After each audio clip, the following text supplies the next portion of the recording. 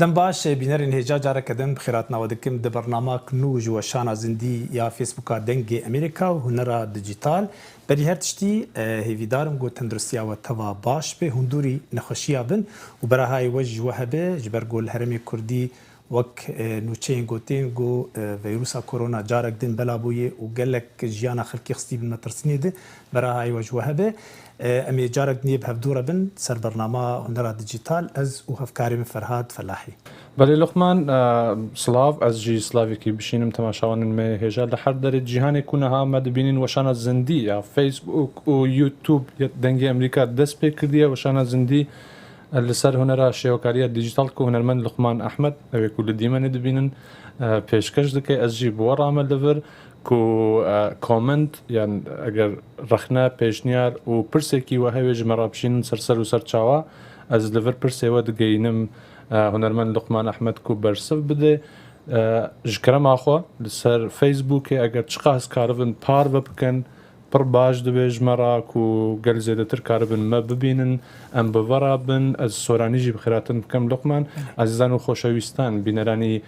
پخشی راستوخوی فیسبوکی دنگی امریکا و یوتیوبی دنگی امریکا لهر شوینکی جیهان کهن و استای ما بینین پخشی راستوخو کمان دستی پکردو تو هنری شوکاری دیجیتال که هنرمند لقمان احمد پیشکشتن که هیوادارن لگل من بن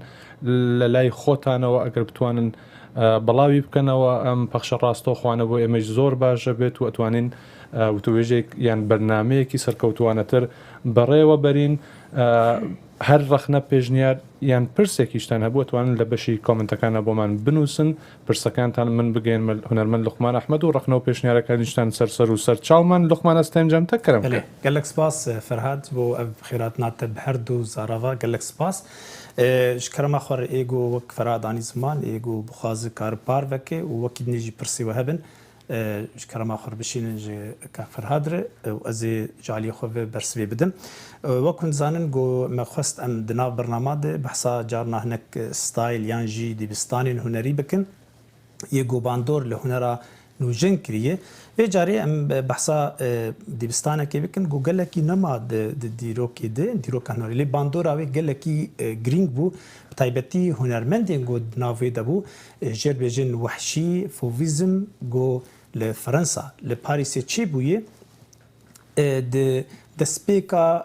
چرخابیستان ده لفرنسا لسر دسته چند هنرمندا چی بویه گوان به اوایکی بالکش و به اوایکی گلکی بیجن تند هنر آخوا آنین زمان ل ناو وان اف شوازه هان اف شوازه گو درکت چما ناوی بو وحشی ام بیجن یعنی بناوی ایگو هاتی درکت یا فیویزمه جبر گو رخنوانین گو هنرا وان هنرمندادیت جارا یکم ده پیشنگه کده گوت اوانا وک وحشا چی دکن هنری چی دکن جبر گو فرچی بقالند ستور و رنگین توج و گران لسر تابلویت خستن بیگو گریدان آوان بیجن به پرنسیب یانجی قالبین بری ای هنری هبون گاوک نه آویتن و اویا بو بنگهک سرکیج بو بیجن هنرا نوجن یا گنهام دبینن لگلک دورا با اویا بو بنگهکی سرکی جیره بتایبتی جی باندورا هنرمند سرکی دنا و گروپی ده هنری ماتیس هنرمندکی گلکی خورت بو تایبتیش بو رنگا یعنی ام وقت تشتکی جور بیجم پیکاسو دوختا خوده پیکاسو کسک البرجعوی خود ندید هر کس کیمی خود دید لی بلی بر هنری ماتیس نکاری بو با آخویاج برگو هنری ماتیس دگوت هنری ماتیس هنرمندکی دناف رنگا دلیزه رنگی هنری ماتیس حیانی روژا ایروژی باندورک پر مزن لهنرا نوجن کری و لگلک هنرمندا کری هنرمندی کرد بخوجی دناوانا دنه و سرانسری جیهانی جی باندورک مزن کر جبر گو سربستی دا هنرمند گو چرنگ بین بالاوی چجی رنگی جی حزب که بکار بینه و آدنی جی هارمونیا رنگا از کارم هنک تشتاشانی و بدم دویده ده جه روپلا یا موزخانه یا نشتمانیا واشنطنی لواشنطن امکارن هنک تشتاشانی و بدن بالا خب دینه هنری ماتیس امورن سر هنری ماتیس هگر هم بنرن تابلوین هنری ماتیس چاوانه امی هنکی یکیل جوانا بالا خب دینه چاوا وی فراد امكارم بخواز امكن كي مزن بكن بهذا الشكل هون دبینن به چاوا بکار آنیه فرچاوی یا سربست رنگین گو بکار آنیه هارمونیه کی گله کی خوش دناوانده ای هون دبینن و اف بو بنگه گو هنرا لدوی هات هنرا یا ابستراکت و هنرا نوجن او تفده لسر وی بنگه هاتن راستی خوندنک مزن لسر بو و اویا باندوره کی گله کی گرین کر ل هنرا امبیجن هف چرخ یان جی نوجن هون دبین به چاوا رنگی شین و زر و پرتقالی و اف رنگانا گشتک آنی با هفدو او نتشتکی را حتی براستی لبلیگ هنرمند گوچاوه کی باش لسروی هبه کاروان تشتانا بینه و تکنیکا ویجی تکنیکک باشو بله بالا خوب دینه ام بورن هنکی دن هنک کارین دن بنارن حیات پورتری دجی گتشتی گوچه کرنه ام بیجن بنا به چاوا چه کریه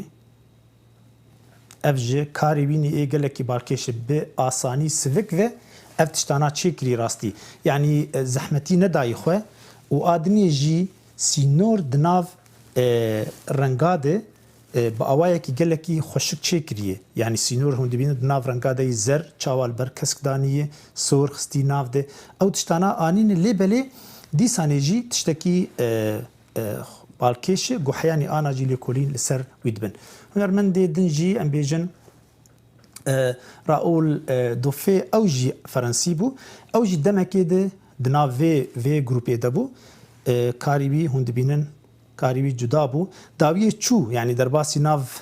beşekî dinê bû wek em bêjin tekîbî yan kubîzmê de û hêdî hinek ciwana berê xwedan Suryalî got piştî wan hatin lêbelê bengeha wan di vî havî de bû ji ber got alîkariya wan kir bi serbestî karê xwe bikin George Braque ji yek ji hunermendek pir navdar birastî George Braque kevalê Picasso yê got kopîzm çêkir lêbelê destpêka wî jî di nav vê grupê de bû bala xwe dêne çawa bandor lê bûye Ferhat em karin mezin bikin veya hinkî dibînin bê çawa mezin em şaşê de dibînin niha mezin bûye bala xwe dêne çawa ew jî bi rengê şîn û kesk û zer û sor û oranc porteqalî anî ba hevdû ev tiştî hanê dihêli gomere fêm bike bengehek renga li cem van hunermenda hebû got bêxet bi firça xwe bihêlin firçe bi serbestî ew şikla ew formêhan çê bike tev de ji bêjin realîstanîn ji yanî wêneyek ya xwezayê bû ya portrêk bû lêbelê tiştê got wan didît çê dikir û eveya gavek nih bû rastî di nav hunerê de gelekî dirêj nekir ev şêwaza han yanî çend sala dirêj kir hetanî belkî 20 sala 15 sala dirêj kir û li du wêna ew hunermendanê got kar kirin derbasî aliyê nebûn yanî Henri Matisse derbasî kolacê bû hêdî hêdî û rengî wîna alî abstrakt jî çû rastî evanan e hinek ji wan van hunermenda em dixwazin vegerin ser karê xwe em ê qala karê xwe bikin îro ser dijîtalê eveya beşek bû jê beşek ji zaneyariyan li ser hunera şîwekarî û bengehên got hunera şîwekar ya hevçerx yan jî ya nûjen çêkiriye evana gavnî mezin avêtin û bandorek mezin jî li hunera şîwekariyê em bêjin ne şêwekarî tenê ji bo anan behsa şîwekarî lê de pêkirsaziyê jîlo bû di mûzîkê bi xwe cî gavnî gelekî mezin hatin avêtin lê em bela behsa hunera şêwekarî dikin mixwaz got ez tenê qalayê bikim belê niha em Ferhat dibên bes wilo em werin ser bernameyê yan jî em hîn jî behsa van vê hunerê bikin Belê Luqman ez dibêjim em herin navberekî û vegirin û bername dest pê bikin dibe baş kerem bike Temaşevanên hêjayê dengê Amerîka şopînerên me yê tora civakî Facebook, Twitter, Instagram û YouTubeê her roja sêşemê demjimêr 12 nîro bi dema Washingtona paytext Ez Luqman Ahmed birêka weşana zindî dibin lêvanê malên we ji bo birnamak taybet ya hunera nîgarkêşiyê ez ê teknîk şêwazên cêwaz yên vê hunerê bi were par vekim وچاوی مل لنرین و داخوازین وبن بله جارك دنين بخيرات ناودكم برشافكا خو داني ام ايرو هناك تشتا بور بارفكن سر ديجيتالي هنرا ديجيتال تشا ام تشتا شي بكن يعني ام برنجكي شيوازكي شخور شي بكن برنجا وبتكنيكا يا ديجيتال وكن زانغو برنامج ما يا قوم بكارد كن لسر ابا قوم سر كارد كن سوفتوير ام سر كارد كن نافينا بروكريت برنامج كيش بو هنرا ديجيتال ووكما بري جوتبو قالك نهار بيشكتي امورن سر پلا خویا پیشی وقتی گم وکن ناوند بین چاو ود بجمر گالری ود به گالری جی تشتین گم چی کرنیا جی بری تدهیه امی ورن سر پلک نو چی بکن و درباسی ناو کار ببن ام تخوازن هنک تشتا بور پار وکن چی کرنا هنک وینیا هم رنگات خناف ده هم تکنیکی جی بکار بینن هم تشتین بری گم افکار آنی بون چاو ام جارگ نی دوباره بکش بو گوش بیرا مره نره ام دخوازن گو هون وانت شانا فیر ببن تشنی گلکی خوشکن و گلکی بلز مره کار چه بکی و او جی باندورا وک معانی زمان ام نها بحثا رنگا وان دکن و بحثا هنرمند دکن او هنا گش پیو گری دای راستی نه مره فکر نکه گو اویا دیجیتاله دمكي تشتكي كمبيوتر يعني جي تشتكي على قطاع انسان جيتني ام تشي دكن ام ايكو في كارا دكن لي بلي ديجيتال الي كاريامتك امر انها بلكي فكن بلكنه نها ازورم بلكي فكم لفيدا ام ما بلكنه فكر ازبري هرتشتي ازورم كاركي پلک نه فکر جم خو و از ورم پیشی فرچا خوب نقینم فرچا می جبرگو از شکل کی چیب کم شکل کی داگرتی اتخوازم گوبرا مونولاین به مونولاین جبرگو از رنگ داگرم از گلکی نرنگی کی هنری از شوازه کی چیب کم وق بری انا ما چکر بو تشتکی وقت دیکوریشن بجن به علی دیکور دی لبلی دناو ده تشتکی هنری جی از چیب کم از یورم فرچا خواه بنقینم براقه فرچامه رنگ جی قالك رنگ الجمع هنه رنگين گو حاضر بري حاضر هنه از بكار بينم برا رنگي صور به و از گروفره که چی بکن فرچامه و کند بینن جوی آلی ده اویا گو زلال دکه تاری دکه اویا بچوکو مزن دکه فرق ناکه برا حیاج آب پیشید برا حیا آداوی به افرنگا و از ورم گروفره که چی بکن اف گروفر دستی خودینم سر ها گروفرام تمام بو رنگ داگرم ورم هنکی بینم فیالی برامزم به تخم ارتده نا اف گروفرامه چی بویه بو ازی رنگی وی بگوهرین برا بچکی رنگی وی با آلی از بیجم زرده به اف رنگی هانی دانی سر ولو چی بونها باشه از ورم اتخوازم تشتكي هندري في جروفيري تشيبكم لبري زورم انا سبي باشونا از خوازم باش ويجي رنگ كي بديمج بوغو رنگ ديار ببجمره زورم لسر باك جراوند وقتی گو تجار كي لي كليك بك درد كفت بالا خدي چاو رنگ درد كفن رنگي از بخوازم رنگ كي تاري از دخوازم وقت في رنگي خوشكه جبرگو ديار دبه يعني جبر كي تاري تر بهنكي ولو باش نها از چی بکم از خوازم کو هنکی لسر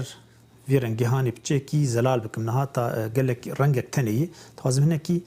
به لسر کار بکم وکم ارتاوی ناج بر گوزید ناو برابید شکل کی چی بکم سی چی بکم از ورم ویده ببرن لسر یایکی و از دینم الفا لاك الفا دهيلو جو رنگ تاني ناف رنگي جو اسچه دكم ويدا تاني كار دكم وكي نيج در بيو در ناكل زي ورم منها فرچا خبينم لسر ايربراش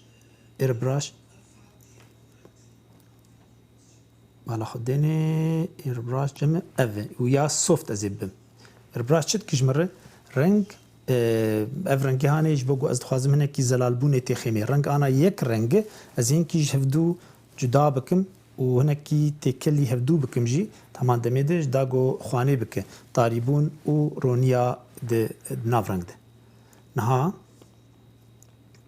از رنگی وکم چکی ورم سر بالتا خواه برا اوه اولو از ورم سر هناكي فكري بالا خدين الزري فكري الطارية ازي زركي فكري تربستينا وهيدي اورتيدي هاولو تشيكي فرشا خبشو بكم از باردكم جوار ديار دبي تشاواي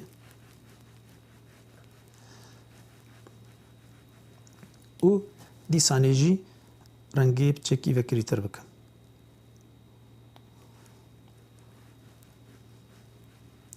اهولو نها اتخوازم اف لجمع باش نها بدلي منه جورد تاري بچكي ورتاي والاي ازيورم نها قاتان هم تشكريه ازي في قاتي اتخوازم جندري جروفرام درنا كفز شبكم بكم كليبين ماسك ناهيل جو در كفه جو اختي جوز خطك تشيبكم ياجي شكلك تشيبكم هندري في جروفري درنا كفج دربه وجريد ده ازيورم منها فرچا خب نقينم وازي بكم رنگي افرنگي سور وفرچا خوجي ازي بكم يا مونو لاين ورم مونو لاين جبرگو ازي داغرم وازي نها شكلكي ببرن ازي احولو براب چكدي علي دبه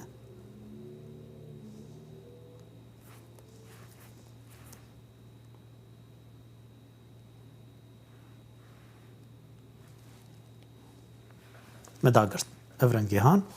نها قاتك نهل سروي چه بكم ديساني بكم كليبين ماسك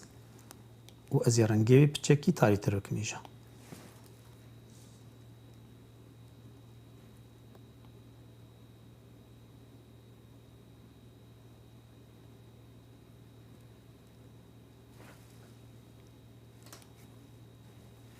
مداگرت نها از چه بكم از ويا بينم بن ياسور معني بنوي تخازم ابياز جور للسربه على خن تشتكي وقت ديزايني اما برنج تي تشيكرن وازنها ورم لجور قاتك دني تشيبكم ديساني جربيجم كليبين ماسك چما كليبين ماسك جبر تخازم جروفرام در نكبه ب فرچا از ورم سر ايربراش و از يا سوفت ايربراش هاني يانجي ميديوم بنبم بچوچك بكم وازي ورم نها مزم بكم بينن تخازم الفيدا نها دارك يتشي بكم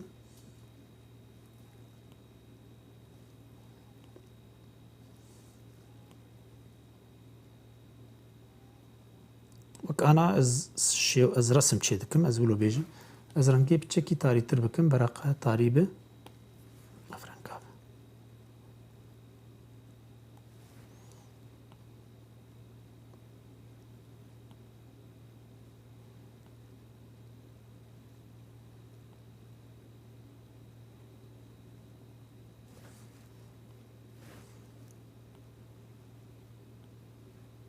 داركي يعني بدلي خو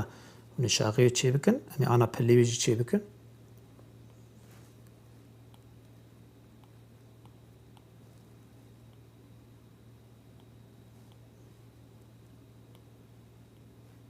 اهولو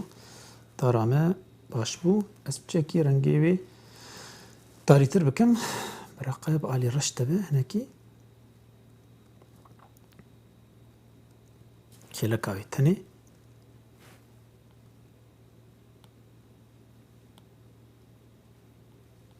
باش ها قبل جمع درسبو ازورم چبكم منها اجازه بلاوي چي بكم لبري از بلاوي چي بكم تخازم دارك نيجي بچوچك اهلويده چي بكم لكيلكاوي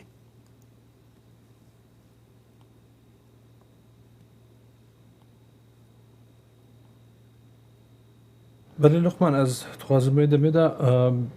تيكفم ناف دارك وبيجم من رنگ نا ريالستيك نا راستينا سبب كي ويهج سروي فورمي كوتبري بحث كر اساسا اويه كو رنگ نا ريالستيكن يعني جي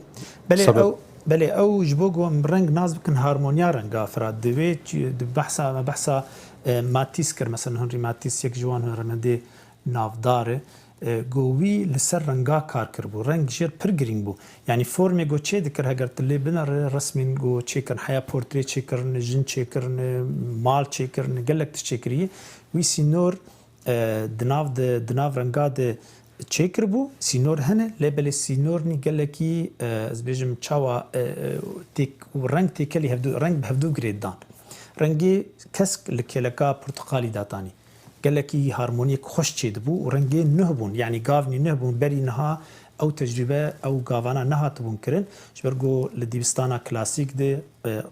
بیجن شرط و مرج وان هبو ماتیس او شرط و مرج دانی آلی کی کوم کارن تونکی نو جرنگار چی بکن و او بو سدمک گوک مگوت یعنی گاوک مزن آوید بالا خب دی رنگی گشتک جرنگی سور هاتی اوانا ویش کلی گوست چیکم رنگی سور تاری بوی هنه کی زر بوی الدوی بچکی رشکتی هارمونیکی چه دکد نافده او پر گرینگ داگو فهم بکن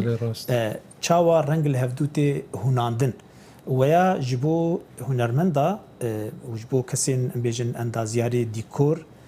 اوانا پر گرینگ شبرگو فورم دکوید آستا دویم ده آستا سرکیتی ده رنگش برگو رنگ بری هر تشیل چاوی مروف دخینه سپاس لقمان ترباش بو بله فرهاد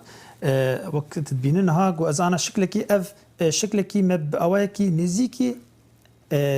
بیجن دیزاین یعنی دیزاینا دیجیتالی ما چکری لی بله دیسانی جبو ام بحثا رنگا بکن چاو رنگ تکلیا به هفدو هیه از چی دکم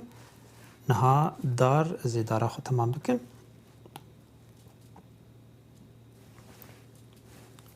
و از دیانا بنره به چاوا رنگی هارمونی یعنی حیا او رنگی تاری جی شرکی تاری مدانی او جی گریدانه کی پیف گریده به زر و به سور یه وکری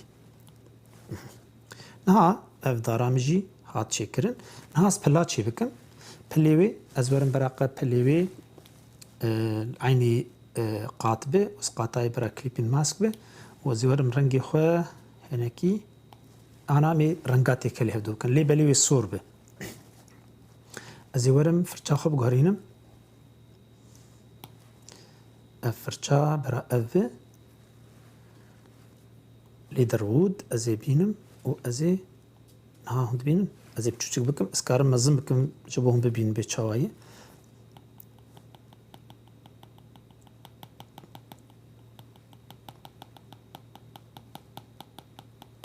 وەک شکلی ڕەنگا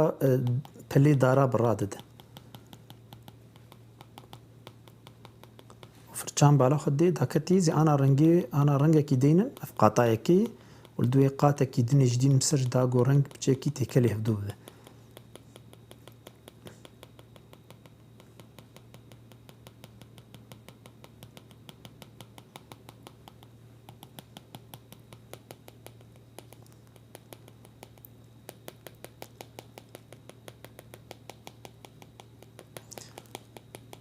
بكم قلت يعني مرة كار قال لك تشتغل السربكة مرة السر ديجيتالي مرة بتشكي السرب سكنة تو كاركي قال لك نزيكي كاري رياليس يعني كاركي هنري يعني تو تابلو يكي هنري تشاوا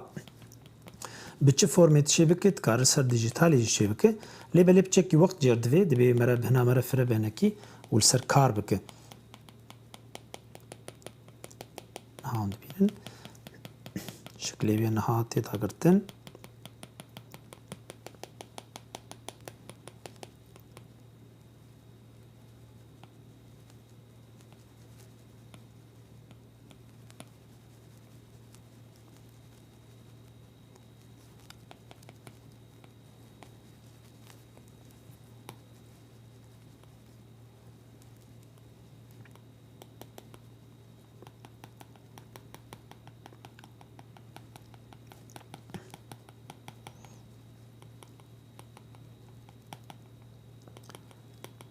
برگونها بخاره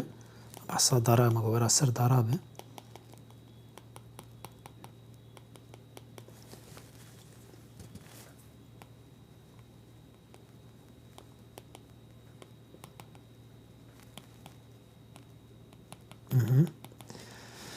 امورن یادنی جی البيت جی تمام بکن انا هين خلصنا بويه از هنا رنگه که دنجی تخم نافده لی بله انا بنگه هاویه یا گل سر آوا دکم نه رنگی خوب گارینم حالا خدی بچکی فکری تر بکم فرچا خوشی بچوب تر بکم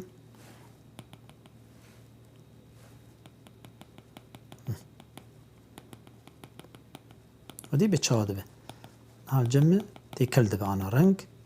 رنگي سور اللي بلي استيكل دكم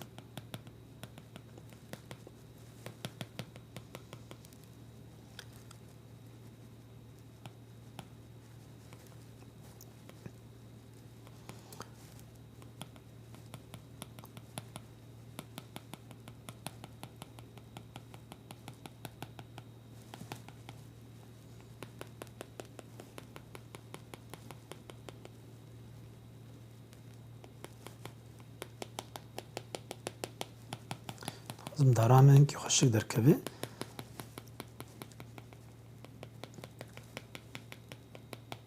ام قالك جهناد مثلا روني وتاريه جبرجو او شكل يعني شكلك يبقى ديزاين في بيتر جبر له بس متخازن رنگ له هنا كي تكليا رنگ هارمونيا رنگ ديار بكن شوره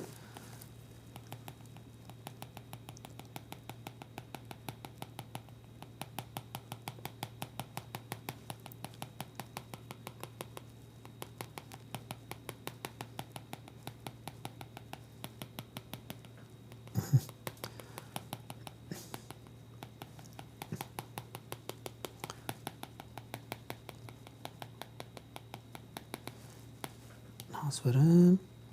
تشيكي السر ناخذ بين ايربراش سر يابچوك تخزن فيها هناكي سر كاربك سر شاغيبي ورم رنگي تاري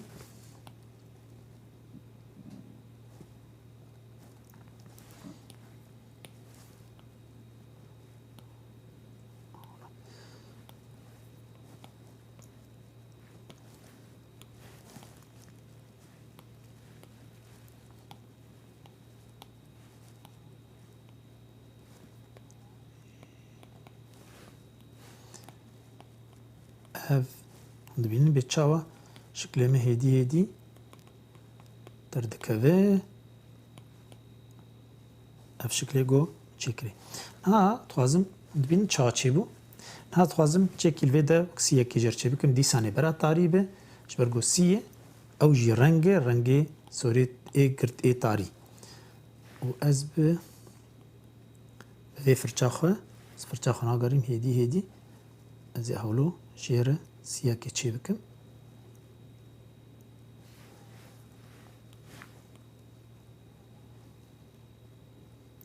بين به چاچي بو ياد نيجي دككي بربير باش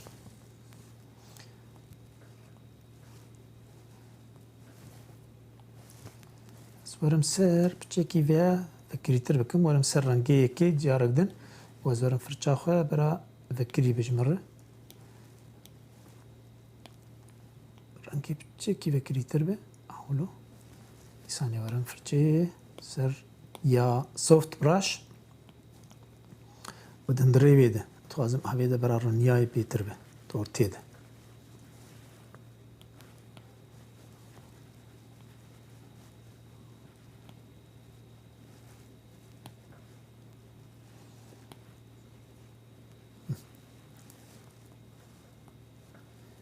ها وديت بيت شوايه شاف شكلها تشيبو نها الجور ما بجم اف تشتكي يعني شكلكي باشه برا كاربينه بخازم كارن الفيده هناك كفوك يعني طير تشي بكن بالنده تشي بكن يارش ورم فرچاخ برا فرچا ميديوم به چوچك بكن لجور اگر از ورم سر يا زمانه ترى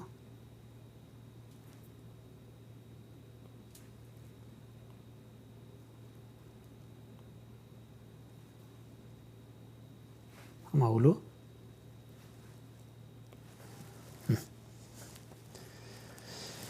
اليه نها شكل وكوديت بتشاوا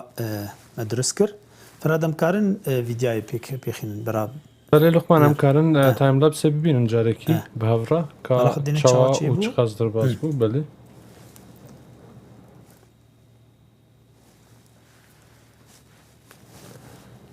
هین دەمێکی کێمدا ئەم دەبینن فۆرمێکی ئاوا دەبێ هەرمونیە ڕەنگە ڕنگ نەڕالیستیکن ڕنگین جودانە و تشتێکی پڕ باڵکێش چێ دەبێت لەقمان بدەمێکی کێمدا ئەس دەبێژم هەمە کەمی 10-15 بله او شخص او وقت مقوت يعني او ديجيتال على كاريا ولودك يعني ام قال لك الريل برما كردك كندك قام قاربن يعني بزو ام تشتاچ بكن يعني بوديت او يازر هما جيد مداغرت وقتي قلت سر كفاله تشبك كفال وقتي دخراستي يعني اريد مرا قارب لازم تشبك لبلي وقتيج مرا دخو جبرلو ديجيتال على كاريك مزندك قو مرا قارب شكلكي فورمكي تشبك هم هنر تدبه هنجي تشتكي قو مرا جي حزبك راستي برهمك خوش به ام هرن جارقني سر مثلا هارموني كاجام تشتكي دن تشبكن رنگك قولو تسي چار يعني تابلويك رنگك يا مولوهاتي چيكرن مرا كاربيجي بلكي يا درنگا چا مرا کار چه بکن که از شانی و بدم مهرن دیسانی پلک نه چه بکن نه بیشن او وقتی گو لدوری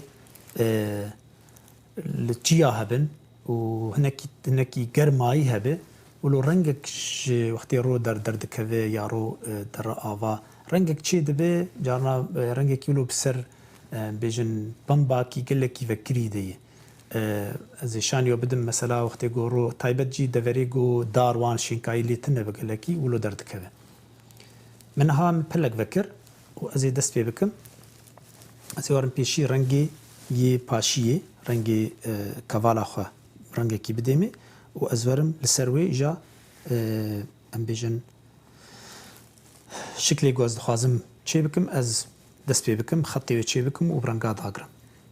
افجي قال لك فرتشجر نافي قال لك تي كلبون مرا رنگاتي كلي هفدو بك قال لك نافي تاني مرا زانب تشاوان درستي هفدو بك دوريزي هفدو بك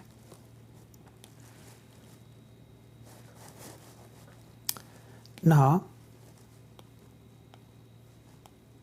اسورن برا اف حلتان به و از رنگي عولي رنگي اي بنگهي يعني اي باك جراونداوي بغارينم بر افرنگ نکر افرنگی هانی حالا خدینی از نها وی رنگی وک رنگی گلگلی ولو گلی وکری رنگی وانا پنباکی وکری از نها چبکم نها ورم چیا شکلی چیا چی بکم و جدور و حیا نزیک داوی از بیجم از طاویج چی بکم از ورم پیشی قاطع اف قاطع یکی و جمر نلازم في جاري از بيجم كليبين ماسك ياتشتكي تشماج برغو كليبين ماسك بيويس ناك يعني تشكل جمتنا يقرو فرك يعني تشاركو تشيك جمتنا يقو ازجي بترسم يدر كم ازي سر في كفالي قشي سر بلاخو قشي ازي تشيبكم از دخوازم بيشي جديه دور دست بكم وهدي دي ورم بآلي بيشته انا جدور في فكريه هدي حياه جي طاريد به ولوي ازورم رنگ بنقينم رنگي فكري برا افرنگي هاني به و از فرچا خوجي ازي بكم مونو لاين جبرگو زي داگرم هما رنگ زي داگرم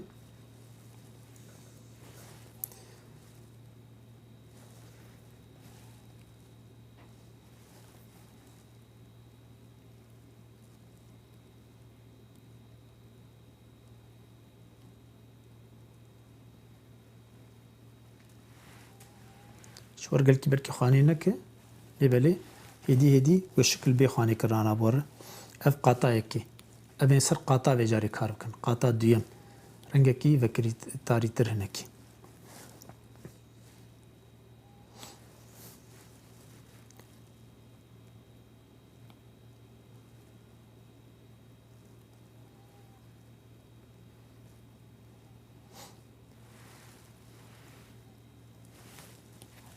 بچکی بهنا فرج لازمه قاتك دن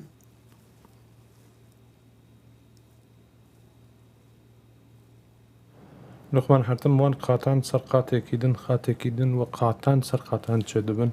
بله ئەو پڕ ئالیکاریەکی باش ارج بو وقت مگوت بو دیجیتال يعني قال كي على كاري دك راستي دهيلو جو ريا مرا سفك ببه مريجبر جو قاد قال لك بالا خدين نهام هين تشتك شي نكري سي چار قاد جم چيبون ازيولو هديدي اوابك مك خانيه كي راستي تخاني اوادك يعني قاف بقاف قاتك سرقاتك حياه دقي داويه وقت ارمان جاتا يعني بجهات كاري خود تديد باشه وچاغيت كاري بك يك قات يانجي تكارب جروب هگر تبو خازوان قاتانا بي تكارب جروب اكسر جروب كي اواكرن او الي كاريه دك جبرغو هگر تجيه كي تشاش بود كار وگره راستوي او قاتا گوت تخوا سرکار اگر تتكل كر بچكي زحمت دبج بو وگريني هگر توگر لي ويات بوغارين تشتكي تيده نها ببینن نها از آوا دکم قاتا خو دیسانی زورم قاتک دنی چه بکم و زورم رنگین کی تاری تر بکم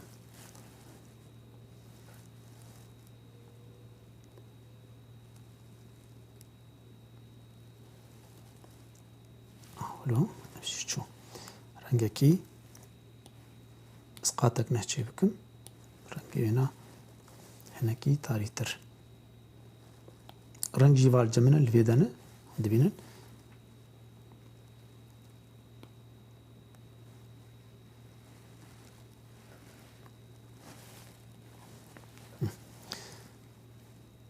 از vea beraber بنوي هاول استخازم از ورم قاتك دني جور چي بكم رنگي تاري تر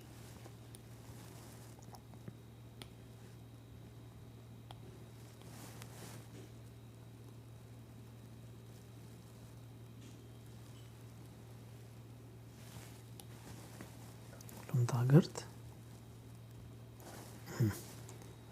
از ورم هاگر کی تاری بو از بچکی بکری بکم برا اف اولو و از ورم دیسانی قاتک دنیجی چه بکم لبیشیاوی و بیا برا بچکی تاری تر به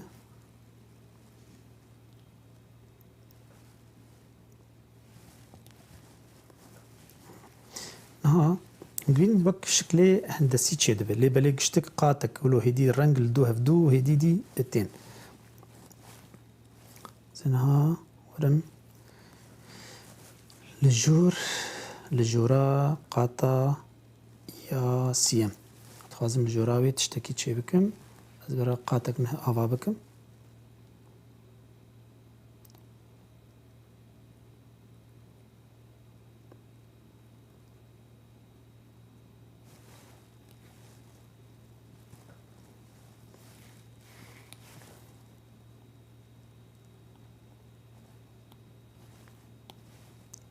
نظم بكم جم باش بو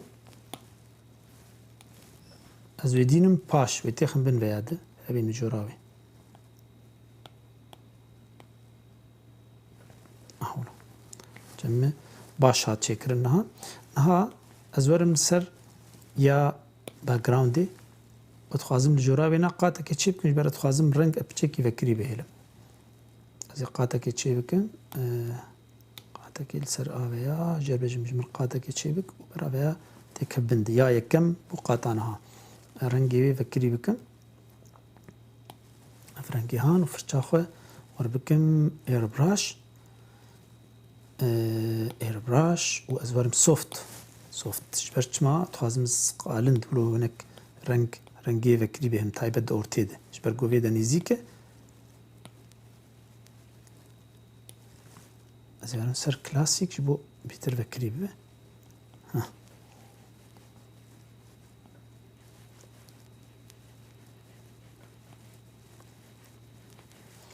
و از نها ورم جوراوی رنگی ورم بیجم کانی مونولاین و از کریجی گرووره که چه بکم خدینم سر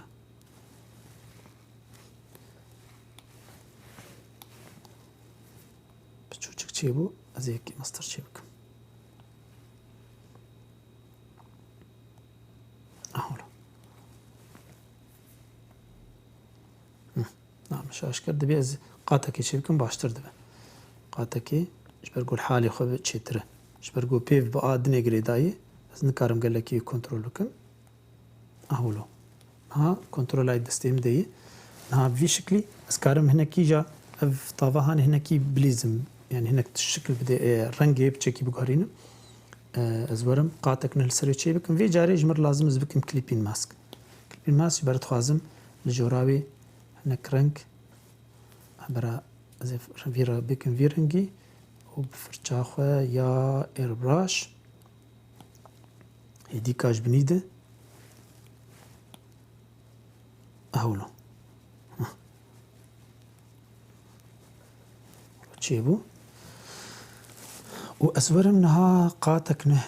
تشيبكم الجور أو أنا وينا كليبين ماسكه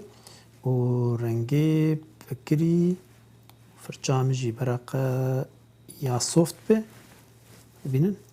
وأزنك عور تشيبكم الفيدا شو بكم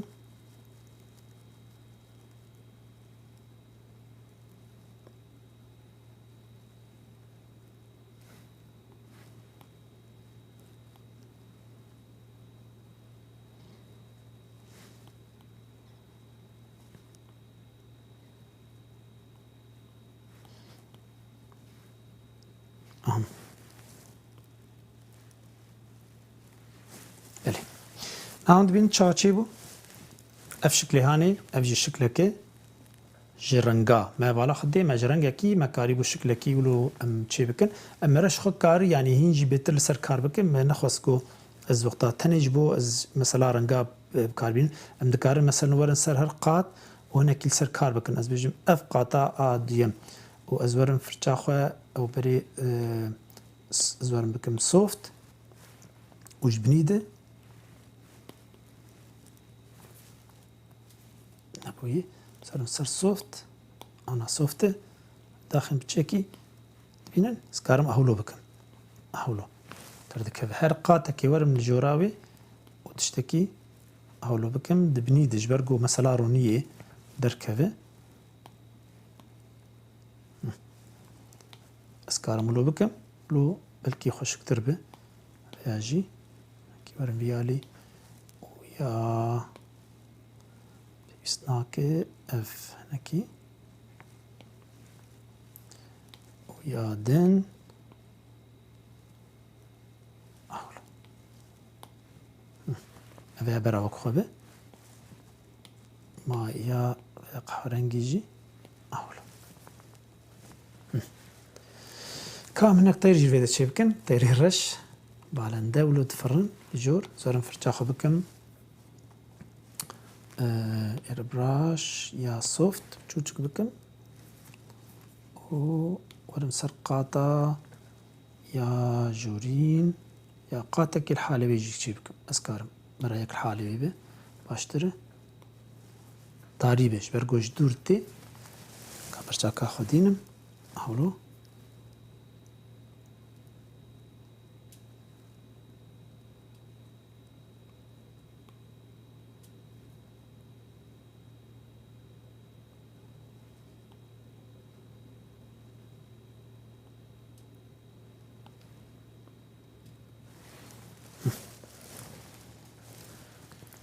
فراتشاي پربالکش بله. لطمان براستی پربالکش و از بر خودم دیمنش بر به زیاده تر سر دیمن بله. سکنم بله فرا. پرباش پربالکش كام هم کارن تایم لابس آوی جبرین بله استخوازم ام ويجي اللي بنارن برنامه ای رو در دو حب دیمن هاتن چکرن بله و دمی کی کنده مروف کاری چواد تشتن خوش براستی خوزایی تایبتی تشتن اوسات چه بله مرکار راست مرکار برنگکی يعني او ما اني سر مثلا رنگا چاوا یک کار رنگکی از بیجم ام هناكي سر بیجن مثلا جو از رنگاب کاربین مختی گوز خازم رنگی شین رنگکی تنی رنگکی شین یا رنگکی بامبا یا رنگکی کس مرکار وام او آلیکاری دکه دهل گومره مثلا رنگا فیلم بکه و گله کی باش به سکارم برنگ کی تنی تابلوی که چه بکم از بیشم برن رنگی هگر رنگ کی رنگی کسک به نه گو از داغرم حال جمع گله کی تار وکریه برا تاری چه کی تاری به اولو سکارم نه حال تشتکیل ویدا چه بکم شکلکی هم بخوازن یعنی براب دلیو به جیا به بیشن نه ریالیست وقت فراد گفت نه ریالیست نه یه راست بین مرد جاوی خونه بین مرد چید که سری خود چید که تشتکی گو مرد جی حزد که و مرد خود پیویجی که چه واس کارم دسته خو حیاکی جان راده دسته مدگی رنگا رنگ جبرگو چیرو که کوی گله کی گرینگ هید ناو هنری دید ناو جیان آمد جی هنرمندی گله کی باش هنه لی بلید رنگاد نباش بون زانی بون باش و نیا چیب کن لید آلی رنگاد لینکی لواز بون او برووا جوانا یعنی یک جوانا وانگو مثلا یکی ناسکری برنگی خو پر نافدار به ماتیس ایمه ایرو بحثایی کر اوجی و بشک جو هنرمندین کاندنسکی و گلک هنرمندین نافدار گلکی نافداری وانش کده تی رنگی وانتی گوزانی بون گلکی رنگ بکار بینن رنگ کی یعنی هارمونیا رنگا فهم دکرن جوار نگب نپرز گریگ بو او کارکی الحالی خوی براسی کارکی پر زحمت بگو مرا گلکی سر بش کار بکه یعنی روزانه یعنی جی هر دمک چی بو مرا کار بخو بی کا چاوا مرا رنگار هفدو بینه گلو رنگی شین لکی لکا چه رنگی بکیرتی ای کسک لکی جان رنگ لی بکیرتی اوانا آلی کاریه دکه چاوی مرا زنگین دبه و بهریا مرا جی لپیج دکه ویجا وقتی گو تابلوی که مرا چه دکه با آسانی تکار رنگا راخین لسر کوالا خواه لسر تابلوی خواه و با آسانی جی خوشک بوناوی دیار دبه نه مثلا زولو بیجم اوال جمع کسکی تاریه از نکارم لور سر کارو کم دبیز بچه کی هنکی وکم جبو گوزره بدم خواه از ورم لسر فرچا مثلا فرچا یا سوفتویر سوفت براش و از هنکی رنگ وکم از بالا خود سر الویده از هیدی تونا رنگ دگارینه هنکی برا وکریبه و دو ارتیده اهولو من ری وکر شوره نهاز نکا من ری وکر دبینن هیدی از اهولو چون شورده افرنگایا آنا جمر ری دامه جمر دویجه ده ایجا کرم بک ایجاز کرم برنگی که ایدن از ورم نها قاتک نه چی بکم ولو امی بلز از ایشور بیجم قاتک نه از ورم سر ایجا رنگا رنگ افرنگی اهولو و فرچا خو بکم مانولاین از چیاکی چی بکم ها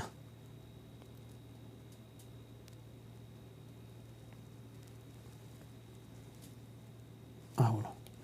او یک داگرد بالا خدینه چا جهدو قطبو از ورم قاتک نه چی بکم چه کی تاری تر بکم رنگی خواه اهولو و وی شکلی بالا خدینه کسکه لیبلی از هر جاری از قاتک نه چی بکم اهولو تاری تر بو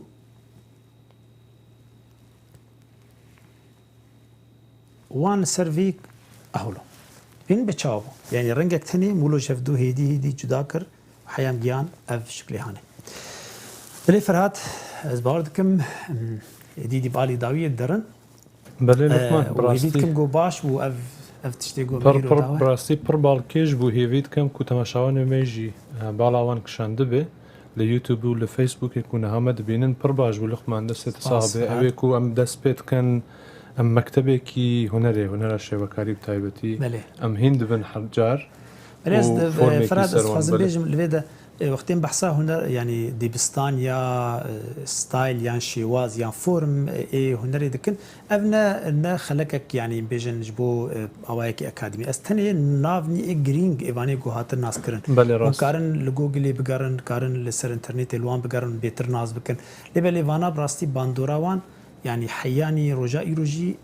هند ناف جيان عمد باندورك مزن لستنه جبر جوانا وك شورش قرابون يعني جوهرتنه كي مزن آویتن ایجاد خوازم رو بس پنجره که وکم جور بیش من اولو گوهرتن چا گوهرتن چی بویه لبیتر عمل سر پراکتیکا کار آنینا هنر دیجیتال ام سکنن گوهون کار بنی دیدی سودا که جوار کرن و کار بینن جبو جیان روزانه جبو هنری جی و جبو تشتی گوهون حز دکن هون با آفرین. بله گلک اسپاس لخمان براستی ام گلک از بخوا گلک تشتاهین دبم gelekî spas ji bo wan kedek û li cem te tên ji bo mînkirina wan hemû tevlîkirina wan hemû rengan wan hemû tiştin xweşik bi taybetî ew ê ku li xwezayê çê dibin em Kurdan ez bawerim gelek bi xwezayê we girêdane ew tiş pir bara mirov dikişîne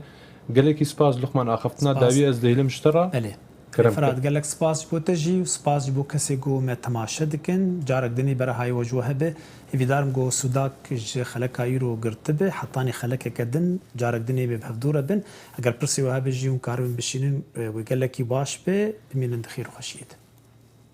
تماشاوانên hêjayê dengê Amerîka. Şopînerên me yê tora civakî Facebook, Twitter, Instagram û YouTubeê.